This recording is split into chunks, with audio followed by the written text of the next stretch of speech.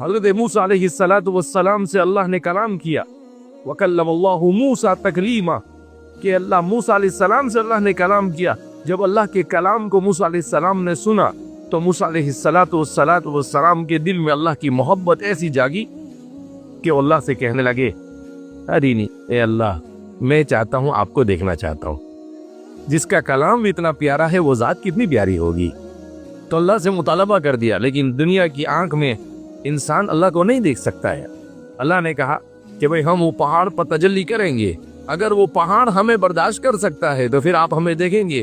جیسے ہی تجلی ربہ للجبل جعلہ دکا، اللہ کی تجلی پہاڑ پر ہوئی، پہاڑ ریزہ ریزہ ہو گیا۔ ایک بزرگ کی میں کتاب پڑھا تھا تو بزرگ نے لکھا کہ لوگ کیا سمجھتے ہیں کہ کسی سے محبت ہونے کے لیے اس کو دیکھنا ضروری، کہا نہیں۔ موسیٰ علیہ السلام کے اس واقعے سے پتہ چلتا ہے کہ کسی کے کلام کو سن کر بھی اس کی محبت اور اس کا عشق دل میں بیٹھتا ہے۔ یہ امت محمدیہ کتنی پیاری امت ہے کہ اس امت کو اللہ نے اپنا کلام اتار دیا اور اس امت کو قرآن دے دیا اور کہا کہ یہ میرا کلام ہے، پڑھ تو اس کو، مگر یہ امت ہے کہ اس کو پڑھنے کے لیے تیار نہیں۔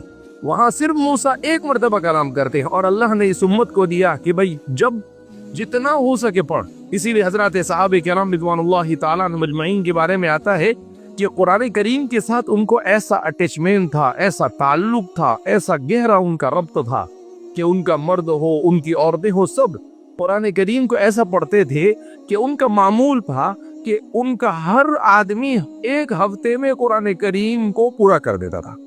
یعنی ان کے یہاں یہ تصور ہی نہیں تھا کہ پورا ہفتہ گزر جائے اور ہمارا قرآن ختم نہ ہو۔